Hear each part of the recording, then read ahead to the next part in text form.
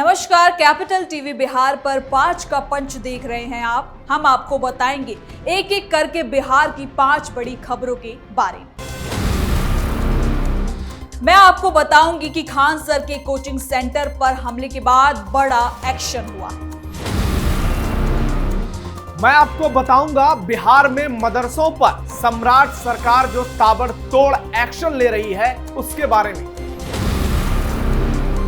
मैं आपको बताऊंगी बिहार में राबड़ी देवी के सरकारी बंगले को लेकर आरजेडी क्यों इतना आग बबूला हो गई है। मैं आपको बताऊंगी बिहार में एमएलसी चुनाव को लेकर मच रहे घमासान के बारे में। मैं बताऊंगी आपको कि निशांत कुमार जेडीयू कार्यालय से क्यों गायब हुए और नीतीश कुमार ने क्या एक्शन लिया।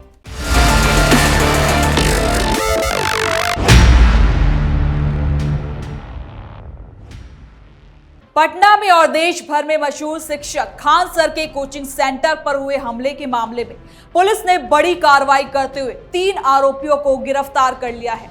गिरफ्तार किए गए लोगों में एक शिक्षक भी शामिल बताया जा रहा है। पुलिस का कहना है कि मामले की जांच चल रही है और घटना में बाकी जो लोग शामिल हैं उनकी पहचान की कोशिश भी अभी की जा रही है। इसके साथ ही जानकारी के मुताबिक आपको ये भी बता दें कि कुछ दिनों पहले खान सर के कोचिंग सेंटर में घुसकर तोड़फोड़ और हंगामा भी किया गया था।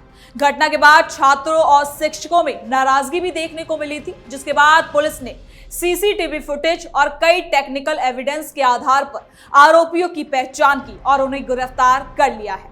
तो वहीं इस घटना ने बिहार में कोचिंग सेंटर की सुरक्षा को लेकर भी नई बहस छेड़ दी है। हमले के बाद राज्य सरकार भी एक्टिव हो गई है। सरकार अब कोचिंग सेंटर के लिए नियम, कानून और निगरानी व्यवस्था को सख्त बनाने पर विचार कर रही है। कुल मिलाकर पुलिस इस हमले के मामले की जांच में जुटी है और प्रशासन ने कानून व्यवस्था बनाए रखने का भरोसा भी दिया है, जिससे माहौल में अब थोड़ी सी नरमी देखने को भी मिल रही है।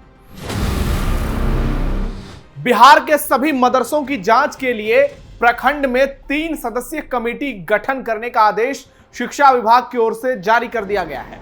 इसकी जिम्मेदारी सभी जिलों के डीएम को दी गई है।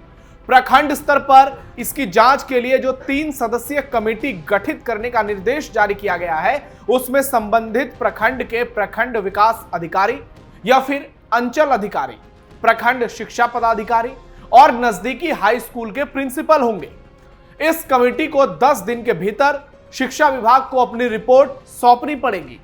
सरकार का इस मामले पर कहना है कि प्रदेश से अनुदान प्राप्त संस्थानों की समय समय पर जांच और समीक्षा करना प्रशासनिक जिम्मेदारी का हिस्सा है।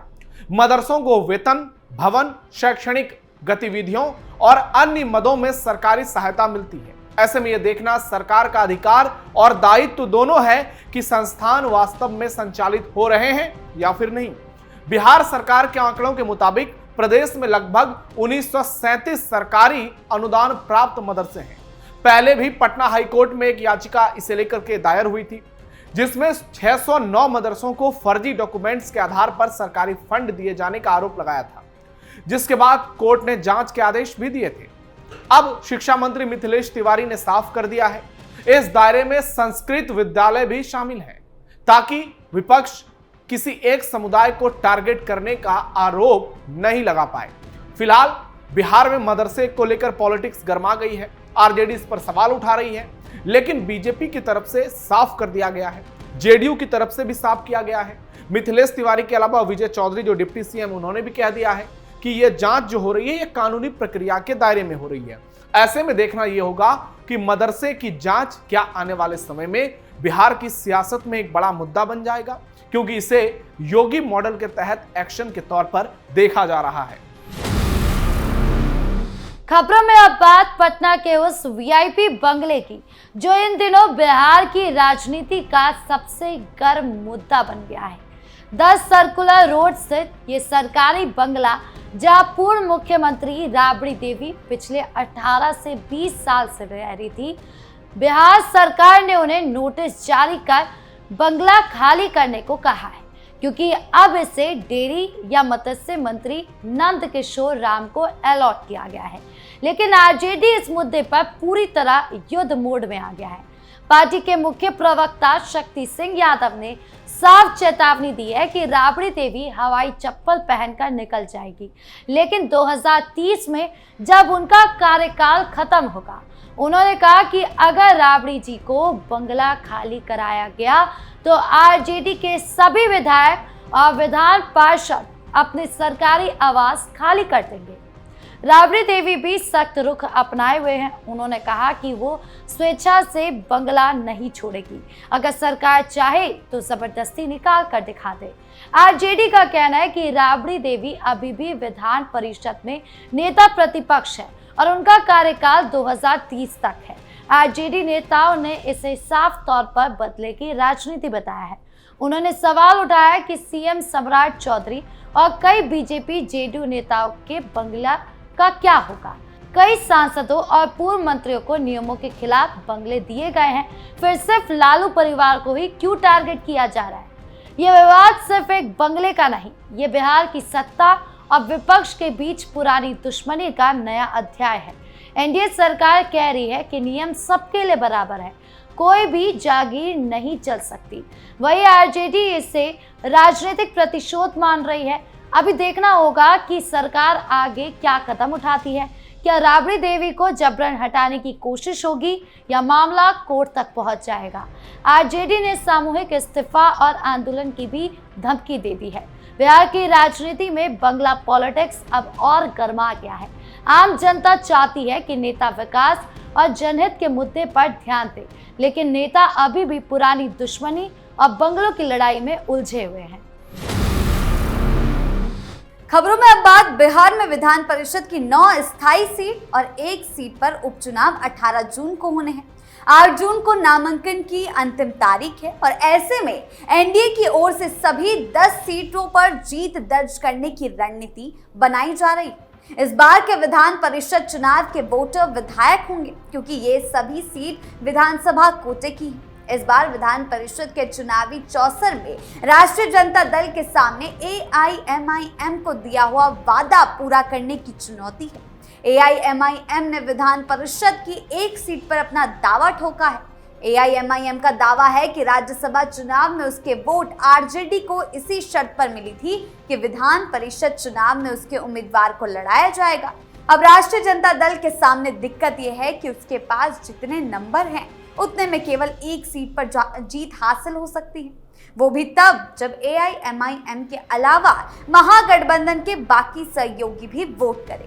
ऐसे में वो 1 सीट खुद रखें, कांग्रेस को दे या फिर एआईएमआईएम को। कांग्रेस को इसीलिए क्योंकि विधान परिषद में वो शून्य होने जा रही है। अगर एआईएमआईएम अपने दावे पर अड़ा रहता है तो 10वीं सीट भी आरजेडी के हाथ से निकल सकती है। हालांकि एनडीए ने अपने सहयोगियों के खाते में 2 सीट बांटने का फॉर्मूला तय किया। उपेंद्र कुशवाहा की पार्टी आरएलएम को 1 सीट और चिराग पासवान की लोक जनशक्ति को 1 सीट देना तय हुआ है। इसके अलावा 4 सीट बीजेपी और 4 सीट जेडीयू पर उम्मीदवार होंगे।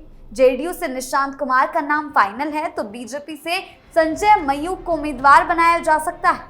हालांकि संजय मयूख विधानसभा की बांकीपुर सीट पर नजर गड़ाए हुए हैं, लेकिन बीजेपी सूत्रों के मुताबिक बांकीपुर सीट पर अंतिम फैसला बीजेपी के राष्ट्रीय अध्यक्ष नितिन नवीन को करना है। एनडीए की एकजुटता के आगे महागठबंधन में 1 सीट को लेकर आपसी मतभेद से ये लगभग तय माना जा रहा है कि एनडीए राज्यसभा चुनाव की तरह ही विधान परिषद की सभी 10 सीटों पर राष्ट्रीय जनता दल को पटकनी देने के फुल प्रूफ की तैयारी में है।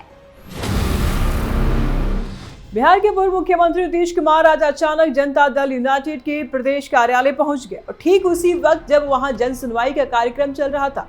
कार्यक्रम में उनके बेटे निशांत कुमार, दामोदर रावत और रत्नेश सदा को लोगों की समस्याएं सुननी थी, लेकिन जब नीतीश पहुंचे तो कर्पूरी सभागार में कोई भी नेता नजर नहीं आया। नीतीश कुमार सीधे जन सुनवाई कक्ष में चले गए, लोगों के बीच बैठे और फरियादियों की एक-एक शिकायत खुद सुनी। हर शिकायत पर उन्होंने संबंधित अधिकारियों को तुरंत कार्रवाई के सख्त निर्देश दिए। कार्यकर्ताओं से भी मुलाकात की और कहा, चिंता मत कीजिए, काम करते रहिए, सब कुछ ठीक हो रहा है। सबसे ज्यादा चर्चा इस बात की हो रही है कि बेटे निशांत कुमार भी वहां मौजूद नहीं थे। जन सुनवाई की जिम्मेदारी उनके पास थी, फिर भी गायब और इसी बीच डिप्टी सीएम से मुलाकात के बाद नीतीश का काफिला जेडीयू दफ्तर पहुंचा तो मंत्रियों में भी हड़कंप मच गया। अशोक चौधरी भागते भागते पहुंचे, नीतीश की गाड़ी के पास हाथ जोड़कर अभिवादन किया, लेकिन गाड़ी नहीं रुकी। जेडीयू दफ्तर में रोजाना 3 मंत्रियों की जन सुनवाई का कार्यक्रम तय है, लेकिन आज कोई नहीं दिखा। नीतीश कुमार ने खुद कमान संभाल ली। TRE 4 के कैंडिडेट्स भी उनसे मिले और 40,000 पदों पर विज्ञापन जारी करने की मांग रखी। यह अचानक दौरा पूरे पार्टी दफ्तर में हलचल पैदा कर दिया। नीतीश ने करीब 10 मिनट वहां रुककर सब कुछ देखा और कार्यकर्ताओं का हौसला बढ़ाया।